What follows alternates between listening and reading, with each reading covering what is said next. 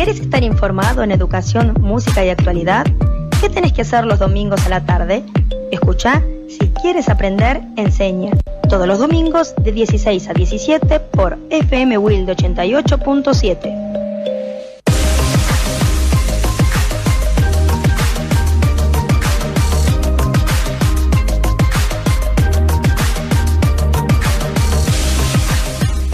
Hola, buenas tardes, muy buenas tardes a todos. Bienvenidos a Si Quieres Aprender Enseña, domingo hermoso para pasear y escucharnos también. Domingo 28 de enero, caluroso, que tendrá como máxima 32 grados.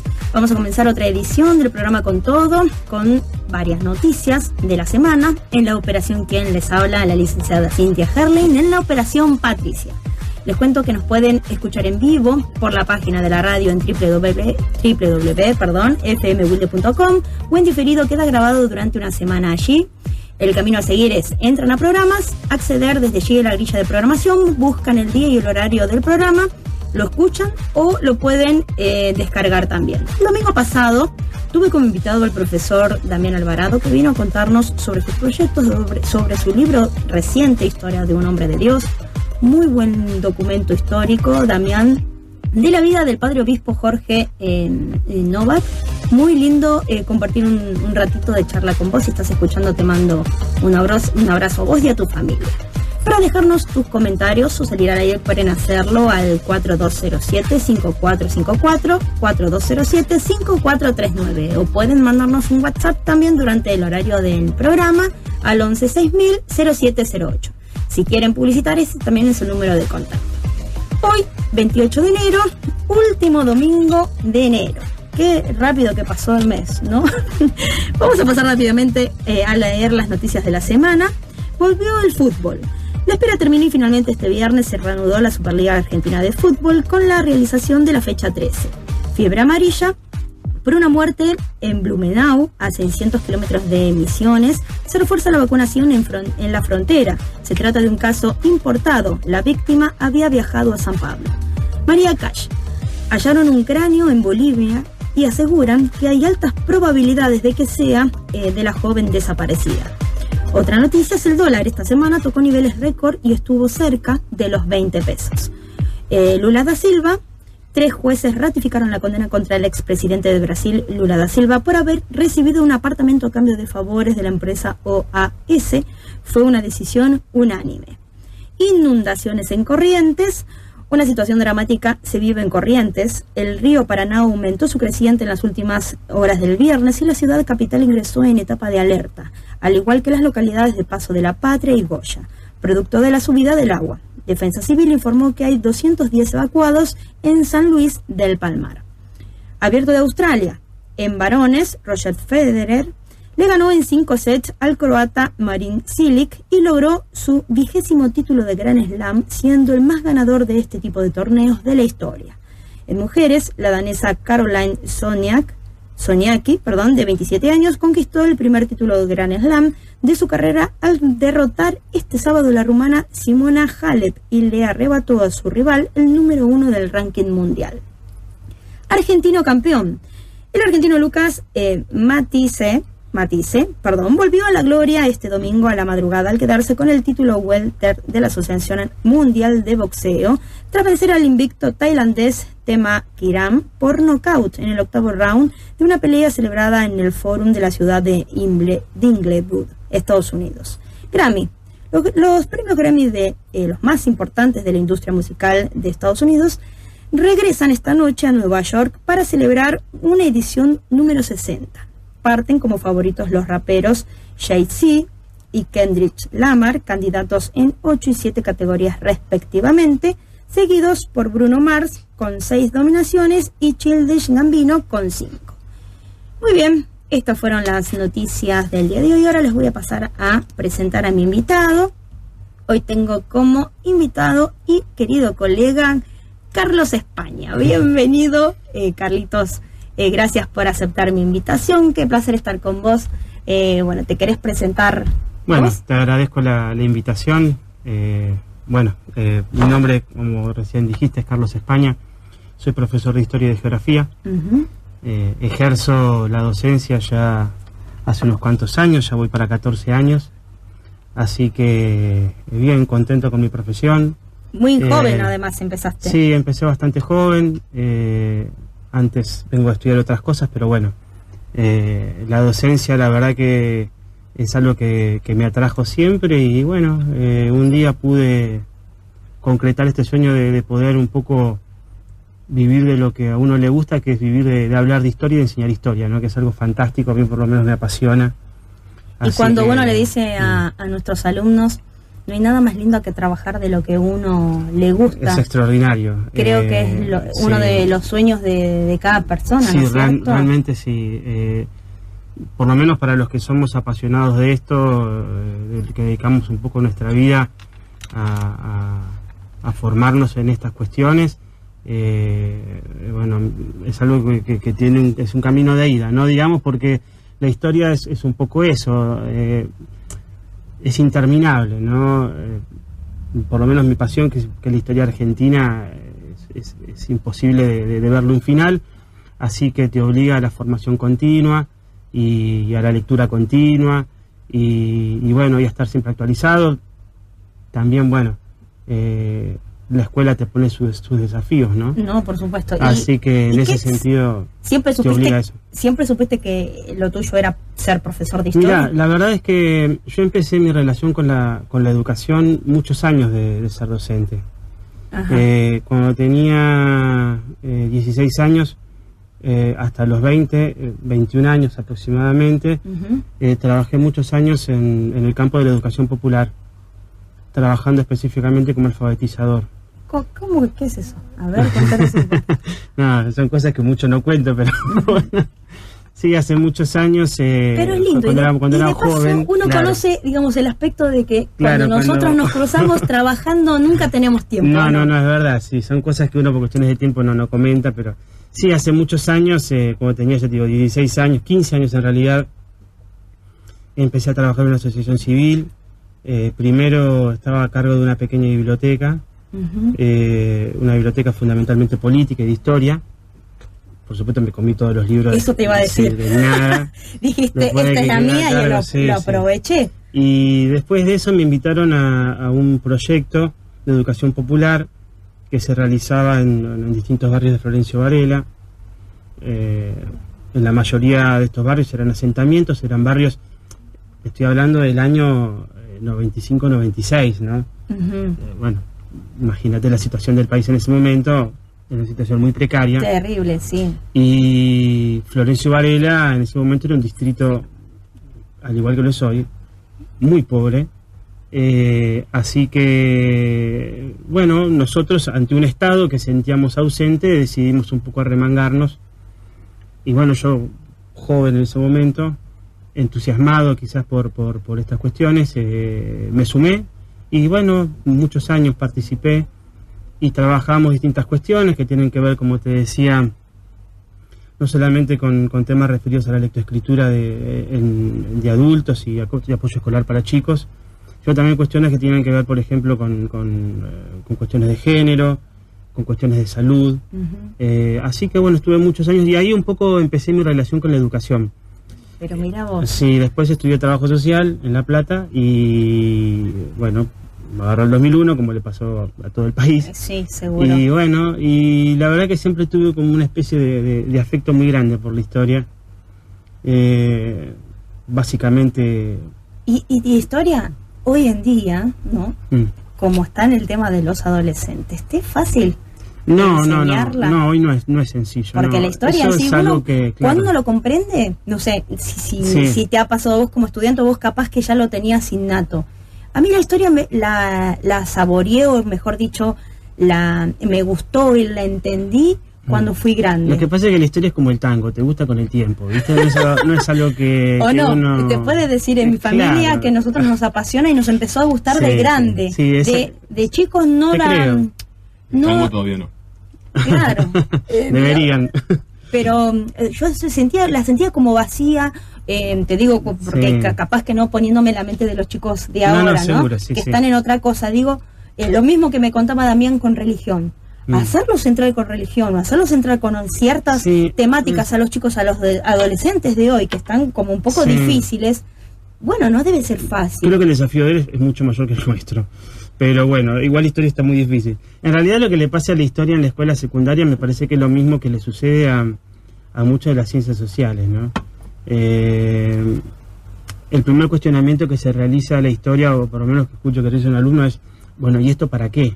Claro. Entonces, ¿para qué quiero seguir, profesor, saber lo que pasó en Grecia si yo voy a hacer, no sé, tal cosa? Si yo quiero ser ingeniero. Entonces, muchas veces el desafío está en tratar de explicar al alumno que, por supuesto, esto uno no lo logra en un año. Pero también hay una cuestión que tiene que ver con que esto se logra con el tiempo. Hacerle entender al alumno que en realidad la manera que él tiene de comprender su presente y de poder tener cierta proyección sobre el futuro, es justamente a partir de cómo él comprende el pasado. Claro. Entonces, a partir de ahí, es como uno quizás con el tiempo... Yo lo entendí de grande, eso. Claro, bueno. Y ahí se me cayó la ficha de todo y quise saber sobre un poco de todo. Sí, a mí a veces me asombra cuando uno está, sobre todo con los años más grandes. Yo trabajo en secundario hasta quinto año. Tenés los grandes, los superiores. Sí, y después yo trabajo en nivel terciario, ¿no? Ahí doy historia argentina, siglo XIX y siglo XX, en tercero y cuarto de historia. E historia precolombina en el profesorado de geografía. Y la verdad es que uno se asombra a veces del desconocimiento que hay de cuestiones que son elementales de la historia argentina. Yo no hablo, no te digo que puedas saber cuestiones que hacen, por ejemplo, no sé, a la historia europea, latinoamericana, pero sí a cuestiones básicas de historia argentina. Yo siempre pongo el mismo ejemplo, drama con el cual me encuentro todos los años. Digo, drama, estoy siendo exagerado, ¿no? Pero digo, un problema cuando me encuentro todos los años son aquellos alumnos que, por ejemplo, no pueden diferenciar el 25 de mayo y el 9 de julio, ¿no? Digo, entonces, bueno, hay una cuestión... es algo que es bastante en común. Me encuentro con adultos que les pasa, por eso también me asombro. Sí, yo les puedo preguntar a chicos, a ver qué se cumple, porque yo además, mi materia no tiene nada que ver con historia, pero leo efemérides, digo, porque lo necesitan saber. ¿Cómo no van a saber qué ocurrió en tal fecha? Sí, y vos sabés qué hace nuestro sistema educativo, que está conformado, que esto también algo lo decía Damián el programa pasado, está conformado justamente a partir de tener un objetivo fundamental, que es el de crear nacionalidad, de crear identidad justamente con el territorio, ¿no? Y hoy existe... ¿Cómo nos faltan los argentinos eso, claro, ¿no? Y eso, fíjate que como a partir de los distintos cambios educativos que se fueron dando, a veces uno tiende a pensar solamente que el cambio educativo acá en la Argentina comienza en la década del 90, a partir de la reforma que se realiza con la ley federal, y no es así. El cambio comienza antes. Este proceso comienza a fines de la década del 70 con un proceso de descentralización del sistema educativo. Entramos justamente en una especie de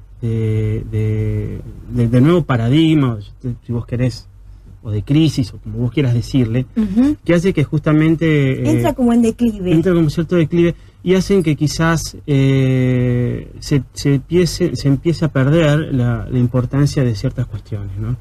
Y entre ellas, me parece que uno de los espacios curriculares que más sufrió es historia. Es historia. Sí, se apunta quizás hoy más a un alumno que sepa matemática, que está bárbaro, a un alumno que sepa más química, que sepa más física, que son materias más prácticas, porque como siempre, ahora has escuchado hace poco que este país necesita ingenieros, somos un país de abogados que necesita ingenieros, pero bueno, más allá de eso, me parece que, bueno, las ciencias sociales pagan un poco ¿no? Es donde primero se nota, claro, donde primero se nota. Discúlpame que tengo un llamadito al aire, Carlitos. Sí, hola. Hola. Sí.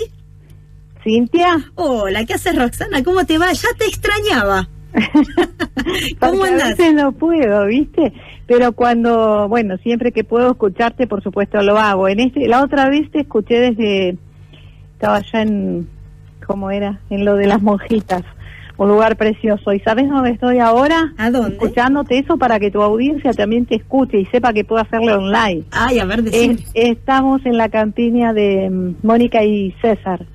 Ay, allá en San Pedro. Pedro, y bueno, pasamos por acá a llevar algunas cosas exquisitas, y ahora estamos disfrutando, escuchándolos a ustedes. Viste qué divino esto de hablar sobre historia, ¿no? Me encantó, por eso también llamé, bueno, para felicitarlos a los dos, y quería contar una anécdota o algo así, de cuando yo iba al colegio. Sí. No vamos a decir la edad, era otra la adolescencia, pero de todas maneras historia era aburrido, a ninguno de los compañeros se nos enseñaba de esa forma, es que se nos enseñaba. Pero hay una salvedad. Sí. En uno de los años tuve una profesora de historia, Alicia Cumplido, que también fue varias generaciones, fue profesora de mi prima, que era muy piola, grande ella ya, ¿no? Pero era como, además abogada, pero bueno, ponía un énfasis, o sea, te actualizaba la historia. Entonces, para los adolescentes, que en ese momento viste que no los ves más allá de tus narices, entonces era un modo de... ahí empezó a gustarme, claro, y empecé justamente a entender lo que ustedes estaban hablando hace un rato, ¿no? Sí. Esto de lo que vos hacías un comentario de, bueno, uno lo entiende cuando ya es grande, o uno lo entiende, es que en realidad, si lo ponemos como historia, como lo viejo, como, bueno, un montón de cosas, realmente nos resultaba a todas mis pares como aburrido. Quizás lo que pasa también hoy, la adolescencia está más difícil todavía, pero claro, ¿qué parte no entendíamos? Quedaba como allá en lo teórico, no entendí nada, qué sé yo qué hacían estas personas. Cuando ya empezó a bajarlo, como a un nivel, ¿entendés? Actualizarlo, bueno, allá pasaba lo que ahora pasa en tal cosa. Exacto. Empezó a ser muy interesante, y yo creo que eso fue algo que es una materia tan linda, pero hay que saberla, muy rica, atraer, a captarle la atención y despertarle la curiosidad de los chicos por querer investigar. Eso que decía mi compañero, poder entender el pasado te va a ayudar a entender tu presente y purificar tu futuro. Es porque es de donde venimos. Así es. Entonces creo que, bueno, tiene un poco que ver con eso. No voy a decir que somos psicólogas. Pero la historia es importante. Es muy importante.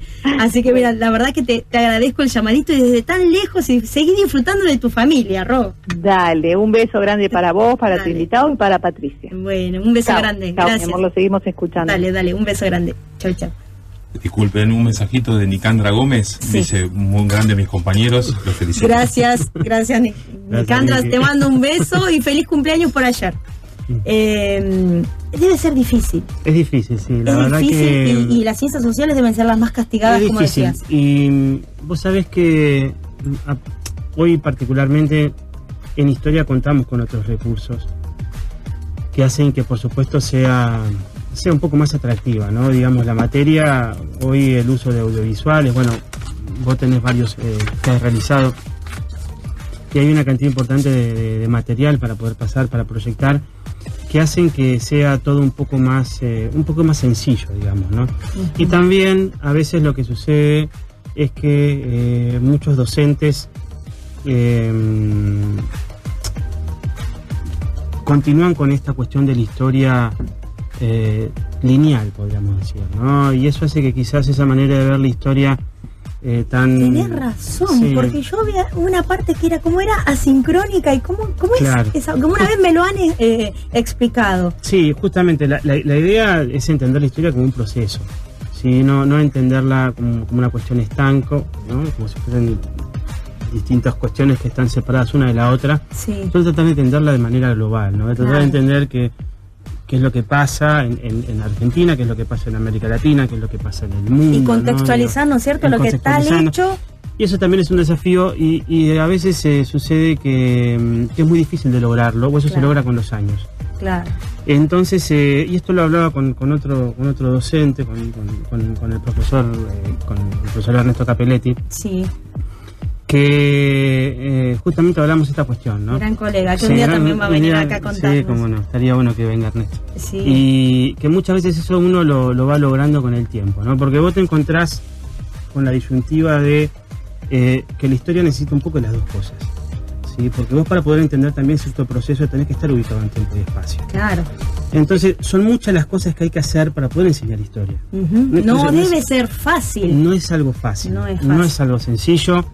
Y no es sencillo tampoco en términos del prejuicio que puede existir justamente sobre la materia, con el tema de que es aburrida, de que no sirve. Entonces la verdad que es todo un tema. A mí por lo menos lo que me parece que es importante son realizar justamente actividades como estas que contaba también Damián y que hicieron con Janina, con la profesora Velázquez, esta cuestión de jóvenes sin memoria, por ejemplo, me parece trabajar sobre proyectos extremadamente valioso. En nuestro caso, como lo realiza, bueno, Daniela Soler, que es otra compañera nuestra, que también trabaja muy bien la parte de proyectos. Entonces me parece que esa es la manera de ir trabajando quizás la historia de una manera un poco distinta. Claro. Sentir que ellos se sientan como protagonistas. Exactamente, de su que puedan tener, claro. Y aparte, cuando uno enseña investigación, también lo que genera es curiosidad en el otro, ¿no? La necesidad de saber. Claro. A mí, bueno, yo particularmente me formé como investigador en la Universidad Nacional de Lanús. ¿Además sos investigador? Sí. Ay, qué bien, Carlitos, si no lo dijiste, no lo sabía tampoco. Ahí hice la licenciatura en educación y me formé como investigador, particularmente no en cuestiones históricas, sino en otra rama que es la educación en contextos de encierro. Pero me refiero a que ahí uno encuentra, formándose como investigador, cómo también tratar de lograr que el otro sienta curiosidad, ¿no? Claro, sí. A veces funciona, a veces no. También es cierto que las personas todas tenemos intereses distintos, no a todos les gusta la historia, no a todos les va a gustar. Por supuesto. Pero me parece que hay un mínimo de cosas que está bueno saber. O por lo menos hacerla más amena. Hacerla un poco más amena, llevadera, y quizás en algún momento de la vida uno quizás le agarre el gusto, quizás es como te decía, a veces hay cosas que te pasan con los años, ¿no? Sí, exacto, cuando madurás y empezás a sentir la necesidad de poder explicar cierta realidad. Exacto. Entonces es cuando vos querés indagar. Y lo lindo es que la historia te espera, ¿no? Digo, en ese sentido siempre está. Y sí. Está en uno ir a buscarla. Ir a buscarla. En realidad es una decisión personal, ¿viste? Y yo creo que las personas cambian cuando incorporan cierto conocimiento, no solamente. No, yo creo que no. Vos sabés que a veces a uno le pasa que se encuentra con algún amigo que tiene otra profesión. Sí. Y que tiene justamente el hobby de la historia, ¿no? Y un hobby porque la lee, cada tanto se compra algún libro, le gusta leerlo. Vos sos uno. Vos sos uno que tenés como hobby la historia. No, yo más que hobby tengo pasión por la historia. Claro, yo te veo que siempre estás con los libros. Yo tengo mi relación con la historia es una cosa que yo ya no la puedo separar de mi vida. Y aparte yo me imagino, ¿no? Vos ya desde chicos se te dio esa oportunidad de poder leer. Y vos ves a los chicos que les preguntas, ¿qué querés hacer o para qué la historia? Y no saben ni para qué es, ni para qué sirve, quién fue para qué, y qué ocurrió, no sé, tal fecha. Yo pensaba esto, ¿no? Porque también es cierto que hoy los chicos tienen como una inmediatez muy marcada, ¿no? Exacto. Entonces todos ya lo quieren. Todo es el hoy y el ahora. Entonces el pasado es como que es el pasado, ¿no? Quedó atrás y ya pasó. Atrás y ya está. Y a veces hay que un poco lidiar con eso, ¿no? Y la falta y la pérdida de lectura que están teniendo los chicos. La historia requiere cierta comprensión que hoy también se ha perdido. Yo trabajo memorístico en parte, digo no todo, pero en parte también la historia requiere tener un poco de memoria, que también un poco se ha perdido. Entonces son cuestiones que se van dificultando, que van dificultando el trabajo, ¿no? Sí, y a medida que va pasando el tiempo, más difícil se va a hacer. Eso empeora. Sí. Por eso es importante que por lo menos los chicos antes de que terminen el secundario haya un mínimo de cosas que sepan. Digo, yo me imagino, mira, te pongo un ejemplo, cuando yo estoy en tercer año de la escuela secundaria y me toca explicar la crisis de 1820, me quiero morir. Porque qué cosa recontra abstracta. Imagínate que claro, es un lío, porque bueno, en ese momento las Princesas Unidas se separan, todo se prende fuego, es un lío de nombres, guerra, batalla, la gente se mata, muchos datos. Es muy difícil enseñarla. Claro. Entonces, bueno, lo que hace uno es ir recortando. ¿Cómo haces? ¿No? Con chicos, bueno. Aparte en tercer año que tienen 14, 15 años, los chicos están en otra cosa. Pero con la cabeza no te... Les hablas de Zarratea, de Dorrego, ¿no? No te prestan atención para nada. No, es una cosa que no. Pero bueno, uno tiene que hacer el esfuerzo. Algunos, como te decía, lo van comprendiendo, lo van valorando con el tiempo, otros les cuesta un poco más, otros cumplen con la materia. Claro. Y esto de que en la pedagogía se está demostrando que tal vez en esta crisis de la educación que están sufriendo, ¿no?, en Argentina y mundialmente, porque lo que está pasando, porque las sociedades, van cambiando, los chicos van evolucionando, ya no les atrae tanto el formato papel, sino les atrae otro tipo de formato.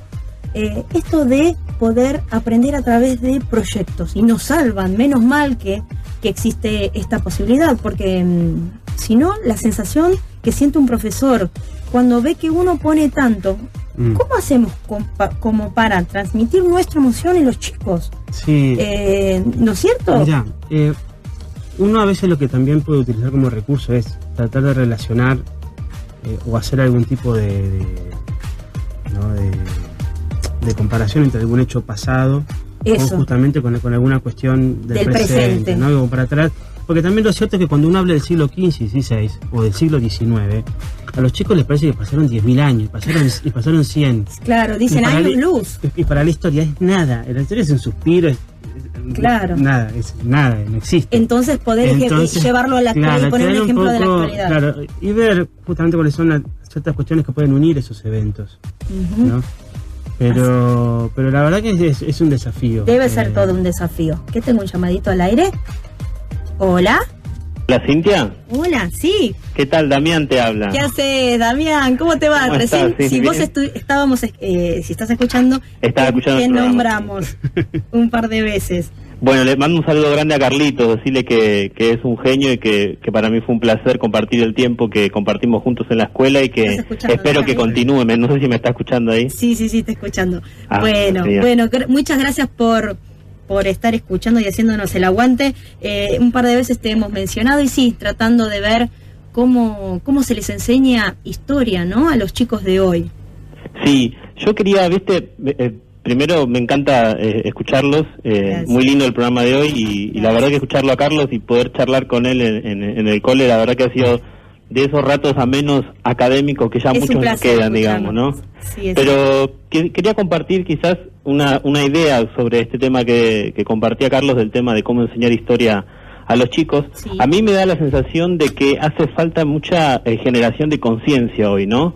En el sentido ciudadano, lo digo, en el sentido cívico, y me parece que ahí la historia juega un rol fundamental, pero me parece que los profes de historia, los que estamos en el área de sociales, tenemos como el gran desafío de despertarle a los pibes la conciencia que de ellos depende la sociedad, no del mañana, sino la sociedad de hoy, ¿no? Me parece que, y lo uno incluso a lo religioso, creo que tanto el despertar de la conciencia religiosa como el despertar de la conciencia histórica y ciudadana hoy es una tarea súper pendiente. Me parece que están como una suerte de nebulosa, no esta generación en sí, ¿no?, sino la adolescencia por un lado, pero por otro lado el tipo de sociedad en la que vivimos también, que los alienta muy poco a la política, que los medios de comunicación le dicen solamente que se trata de las cuestiones históricas y políticas son cuestiones que a nadie le interesan, que no venden. Es verdad. Y me parece que vale la pena también la pregunta por la tecnología. Digo, hoy, por ejemplo, que con Carlitos compartimos historia, no en el mismo colegio, pero en distintos, ¿no? Sí. Hoy el recurso, por ejemplo, a esta plataforma que todos conocen, no digo el nombre para no hacer el chivo, donde están las series, las películas y todo eso, ¿no? Sí. Es interesante ver cómo cada vez más se suman novelas y series históricas. Y es un recurso que tenemos que apuntar a eso para ver si les despertamos la curiosidad de saber, de querer investigar más de lo que ocurre, ¿no es cierto?, en alguna serie. Es cierto. Recuerdo, yo ahora, por ejemplo, estoy enganchado con una del siglo XVI de Inglaterra, de Enrique VIII, y es interesante porque más allá de que esté novelada, tiene buena parte de datos históricos, ¿no? Y de alguna manera es una entrada y la historia que a los chicos hoy quizás les cuesta más escuchar a un profe, a una profe. Es todo un tema, puede relacionar las TIC con las tecnologías, ¿no?, con la historia. Ni hablar. Así que es cierto. Bueno, vamos nosotros a seguir charlando sobre el tema, pero buenísimo tu aporte. Gracias por el llamadito, Damián. Y gracias, te digo que el libro por el programa. Nos encantó. Bueno. En 3 días creo que lo comimos. Te mando un beso grande, saludos a tu familia. Saludos para ustedes ahí, gracias por el programa. Muchas gracias, Damián. Chau, nos vemos. Chau. Así que bueno, sí, Sí, ¿no? en realidad Concientizar. Es total lo que dice, tiene total razón en lo que dice los Damián. Sí, la adolescentes, verdad ¿no? que hay unas cuestiones que hacen a ciertas obligaciones y derechos que tenemos como ciudadanos que hoy estamos también en un momento en el cual De replanteo, ¿no? de muchas cuestiones, Sí. ¿no? Estamos viendo hoy cómo se están replanteando cuestiones que tienen que ver con temas de género, por ejemplo. Ujú. Entonces se hace que sí, que es verdad, desde las ciencias sociales, de la historia entre ellas, se deba volver un poco a ver cómo se puede lograr que se genere esa cierta conciencia, ¿no? Una conciencia cívica, podríamos decir de alguna manera, que hacen el conocimiento de tus derechos y tus obligaciones como ciudadano. Ujú. Porque las obligaciones y los derechos del ciudadano no son solamente votar e ir a votar. No. Digo, no, yo pienso en el siglo XIX, fin del siglo XIX, principio del siglo XX, y uno decía, bueno, a ver cómo se forma la nacionalidad. Bueno, uno iba a la escuela, después hacía el servicio militar y después votaba. Listo, se completa su cursus honorum como ciudadano, ¿no? Entonces Claro. te recibís de ciudadano votando. Claro. Entonces uno hacía ese pequeño trayecto. Hoy no, hoy quizás ha cambiado o estamos buscando la manera, y me parece que todavía no se terminó de cerrar. Y también hay una cuestión que está muy vinculada a la educación, que también hace que quizás se dejen un poco de lado las ciencias sociales, que está relacionada, que es justamente la relación entre educación y mundo del trabajo. ¿Sí? En realidad el problema del futuro no es que la persona... ¿Cuántas cosas abarca? Es Sí, impresionante. el problema no es solamente que la persona conozca no sus derechos, digo, Sí. o sus obligaciones, sino que también se forme para un futuro mercado laboral que es extremadamente exigente. Y a veces ahí la historia pierde un poco la batalla frente a otros espacios que son un poco más, más prácticos, podríamos decir, y se tiende a relativizar la importancia. Esto es una sensación, O ¿no? menospreciarla. Sí. Porque decir, ¿para qué me va a servir historia En muchos si yo voy a casos, ser sí, contador? O claro, entonces es como que bueno, a mí por lo menos particularmente lo que me pasa es que me duele mucho cuando escucho a un chico decir eso. Debe ser que uno le duele por lo que ama la historia. Pero bueno, Me imagino con lo apasionado que sos vos, que te dediques un estacazo en el corazón. Sí, pero confío en que eso en que eso en algún momento cambie, ¿no? Lo que pasa es que esos valores o ese tipo de preguntas cuando vienen, o sea, porque también duele, ¿no es cierto? Sí, sí, es duele porque mucho. viene de la familia. Y las familias Sí, hay ciertos hábitos que hoy lamentablemente ya no, yo me acuerdo, se van perdiendo. yo me crié en mi casa viendo a mi abuela leer, a mi abuelo leer, a mi viejo leer, mi mamá es una gran lectora,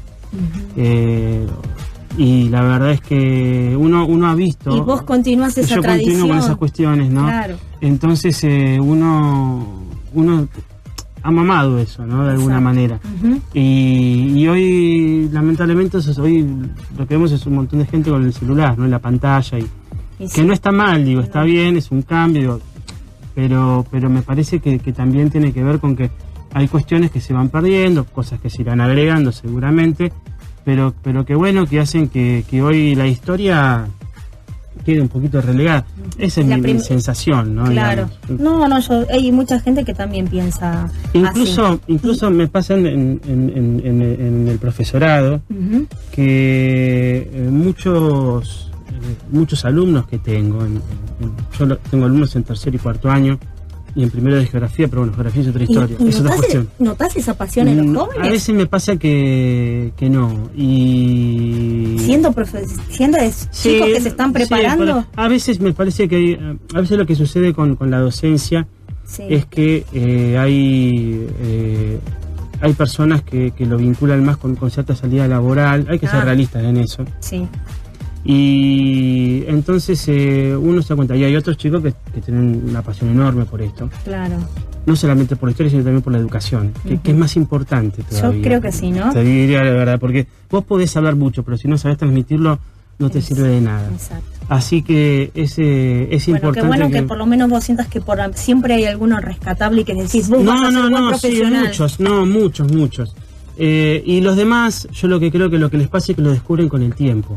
Sí. ¿No? Cuando uno entra al salón y ves que tenés sentís la responsabilidad de formar personas, te hace un clic la cabeza. Por eso yo creo que a muchos chicos lo que les pasa, por lo menos en ese nivel, es que con el tiempo entienden que es importante cada palabra que dicen en el salón, y cada actitud que tienen, y cada gesto que tienen con sus alumnos, ¿no? Porque a veces a la gente no le gusta la historia, al alumno no le gusta la historia, pero sabes que te escucha porque cree que es porque capaz que vos sos buen tipo, ¿entendés? y sos un tipo que escucha y sos un tipo que está. Sí. Y en tu eso, caso debes tener cada anécdotas, porque vos además de transmitir y tener mucho conocimiento, vos reflejás ser buen hombre. Charlo mucho con mis alumnos y bueno, a veces me escriben muchos mails siempre y la verdad que yo en ese sentido estoy feliz, la verdad, ¿no? La verdad porque que sí. Realmente ellos se deben dar cuenta y los alumnos se dan cuenta cuando y el aunque se profesor hacen el pone esfuerzo, pasión. es lindo porque hacen el esfuerzo por vos, aunque sea, ¿no? porque me da lástima, el profesor es tan bueno. Está muy profesor que bueno, no quiero tener la una verdad baja que se nos está pasando rápido. Voy a ir ahora, ¿sí? A mi primer tema, mi primer efeméride musical. Dice, bueno, un 28 de enero de 1985, artistas norteamericanos como Michael Jackson, Lionel Richie, Bruce Springsteen, Bob Dylan, Ray Charles, Paul Simon, Kenny Rogers, Cyndi Lauper, Steve Wonder, entre otros, eran 45 en total, grabaron un sencillo que escucharemos a continuación, We Are the World, nosotros somos el mundo.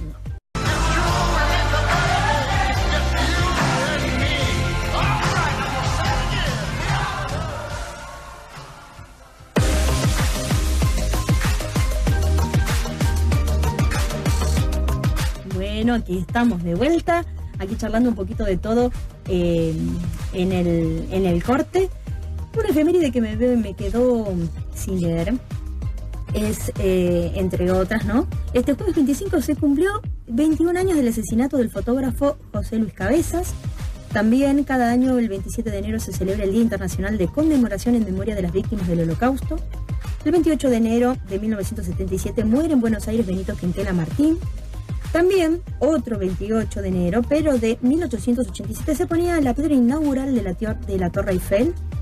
En ese mismo año, en esta misma fecha también, pero de 1986, el transbordador Challenger se desintegra en el minuto 13 segundos después de despegar del Centro Espacial Kennedy en Cabo Cañaveral, Florida. También un 28 de enero se celebra el Día Mundial por la reducción de las emisiones de dióxido de carbono, también llamado Día Mundial de la Acción frente al calentamiento terrestre. Pero había una efeméride especial que estaba esperando para que, bueno, Carlos me pueda ayudar. Mañana es 29 de enero de 1884.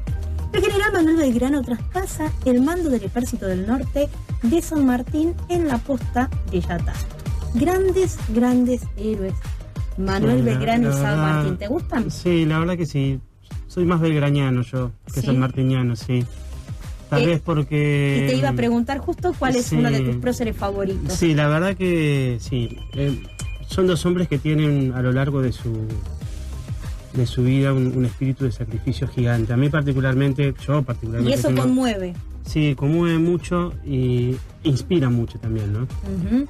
A mí particularmente lo que me sucede con Belgrano es que él era un hombre muy afecto a la educación. San Martín también, pero Belgrano fue un hombre que fue una preocupación, ¿no?, a lo largo de toda su vida. Y aparte, particularmente tengo cierta debilidad por la gente que es autodidacta. Y Belgrano es un autodidacta, por lo menos en el campo militar, ¿no? Y un hombre que era abogado, estaba en el consulado en Buenos Aires y de repente, claro, se tiene que comandar una expedición al Paraguay, después justamente ir al norte, bueno, el éxodo jujeño, el Salta, Tucumán, ¿no? Es una cuestión ahí que que la verdad es muy larga de contar, pero que muestra un poco el espíritu que tenía Belgrano. Sí. Y sí, el encuentro de la posta de Yatasto es quizás un momento muy importante, porque ahí forjan una amistad muy fuerte ellos dos, ¿no? Que después se va a replicar en distintas cartas, todo un intercambio epistolar que tienen los dos. en donde se reconocen mutuamente el afecto y la admiración que tiene el uno por el otro, ¿no? Exacto. Belgrano... gran encuentro. Gran encuentro, sí, en donde San Martín va a terminar haciéndose cargo del Ejército del Norte por unos meses, sí, hasta que lo logra reorganizar, yo no recuerdo mal, hasta el mes de abril. Tengamos en cuenta que San Martín un poco estaba tomando distancia en ese momento de lo que era la formación de lo que era el directorio, por lo menos producto de que se encontraba con que comenzaba a haber grupos que ya desde hace un tiempo estaban bregando por cierta centralización del poder en Buenos Aires, ¿no? Y San Martín un poco discrepaba quizás de ese fuerte centralismo que él ya lo había visto a partir de la formación del primer triunvirato. El pensamiento de Buenos Aires era completamente diferente, ¿no es cierto? San Martín, Belgrano. Sí, en realidad San Martín por lo menos empezaba a tomar un poco como de distancia, ¿no? Incluso de Alvear, que había sido justamente uno de los hombres con los cuales habían venido ya con la fragata George Canning, que habían venido así de Europa. Así que sí, ahí ya se empezaba a conformar una brecha importante. Y encuentra en Belgrano un hombre que tenía mucha afinidad con sus ideas, ¿sí? Incluso con la idea de cómo debía conformarse el futuro Estado que se debía gestar, ¿no? Y Belgrano le demuestra a San Martín que con lo limitado de los recursos pudo llevar adelante justamente y crear, sostener y enfrentar un enemigo tan poderoso como era en este caso el ejército por lo menos de Pezuela, que es el militar que lo derrota a Belgrano en Vilcapugio y Ayohuma. Perdón, sin tener él una formación militar. No, de ningún tipo, sí, por eso. San Martín dice, bueno, no es Napoleón, pero no, él dice como una carta algo así, ¿no? Diciendo, bueno, no es Napoleón, pero tiene un gran corazón, ¿no? Sí, y la verdad es que... Nosotros leyendo un poco cuando haciendo las efemérides, ¿no es cierto? Hemos quedado apasionados de la historia de Belgrano, impresionante. De San Martín también, pero de Belgrano realmente que conmueve todo lo que él viniendo de una familia tan bien posicionada, ¿no? Ha terminado de una manera tan pobre, ¿no? Sí, él ha sido un hombre que ha entregado su vida y sus recursos justamente a tratar de sostenerse. San Martín también lo ha hecho. San Martín ha tenido quizás, ha vivido en el exilio, y en el exilio ha habido mucha gente que lo ha ayudado. Belgrano muere a los 50 años, producto justamente del desgaste físico de todos estos años, de 10 años de tener una campaña prácticamente con nada. Sin apoyo y son dos de los grandes próceres, no son los únicos, considero yo. Nuestra historia está llena de grandes hombres. Mencióname algunos, porque estoy preparando el primero. Moreno, creo que me habías dicho una vez. No, Moreno es un hombre que quizás me parece un personaje interesante en términos de la importancia que tuvo, sobre todo en estas juntas que se forman en mayo de 1810. Yo particularmente, la verdad es que tengo un afecto muy grande también por Sarmiento. Soy un gran lector de sus obras. Es un hombre que Facundo, la campaña con el Ejército Grande, y la verdad que es un hombre que ha escrito mucho, todos los artículos que ha escrito en Chile. La verdad que ha sido un hombre en ese sentido brillante, otro gran autodidacta, porque Belgrano es un hombre Sarmiento es un hombre que se ha formado solo, aprendió a hablar idiomas solo, es un tipo que, ¿no? Brillante. Uno después puede discrepar con otras cosas de Sarmiento, que yo la entiendo, pero ha sido un hombre que ha contribuido muchísimo. Qué buena historia también. Y después otros que también, por algún motivo, yo creo que tiene que ver con que la historia elige, y la política elige. Otros que para mí también son grandes hombres que han un poco caído en el olvido, ¿no? Hoy, por ejemplo, yo siempre recuerdo y tengo un gran cariño por el general José María Paz, muerto, un hombre que ha participado en todas las grandes, en todas las campañas del Ejército del Norte. La verdad que un héroe. Después, él quedó vinculado a un bando en nuestras guerras civiles.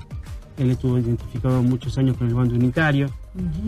Muere en 1854 pidiendo que Buenos Aires y el resto de las provincias vuelvan a unirse, ¿no? En 1852 Buenos Aires y la Confederación se habían separado. Él murió clamando que por la unidad del territorio nacional, ¿no? Así que me parece también un gran hombre. Y investigando, ¿no es cierto? Cuando estábamos haciendo las efemérides, habíamos encontrado también a un La Madrid. La Madrid. Gregorio Arauz de La Madrid. ¿No es cierto? Dije, la calle que está a la vuelta de mi casa resultó ser un gran hombre, ¿no es cierto? Sí. Y hay tantos hombres que no se los reconocen. Vos sabés que en La Madrid, justamente, yo soy un hincha quinoto porque uno de los libros que más me gusta es justamente su diario, ¿no? Y soy un apasionado de La Madrid. Nos gustó mucho. Sí, y un loco bárbaro. La Madrid a mí me encanta. Un personaje extremadamente valiente, un muy mal militar. Nunca fue un gran estratega, pero digamos que fue un hombre de mucho coraje y que se ganó el respeto de sus enemigos, ¿no? Y también si uno se pone, uno cuando lee, por ejemplo, la vida de General Paz o la vida de La Madrid, se da cuenta del sufrimiento de estos hombres, ¿no? Porque La Madrid es un hombre que, para que vos te des una idea, cuando estuvo exiliado en Chile tenía que hacer pan de leche para poder dar de comer a sus hijos, un tipo que era general. Ay, Dios. Es el lado argentino de la historia. Es una cosa que es increíble. El General Paz terminó trabajando en una pequeña parcela en Brasil, exiliado, justamente para poder alimentar a su familia. Digo, son cuestiones que hacen que ni siquiera tuvo la plata suficiente para poder enterrar a su esposa en Buenos Aires, la tuvo que dejar enterrada en Brasil. Son hombres que han sufrido mucho, ¿no? Sí. Y después también hay otros personajes que son interesantes. Yo por lo menos no soy muy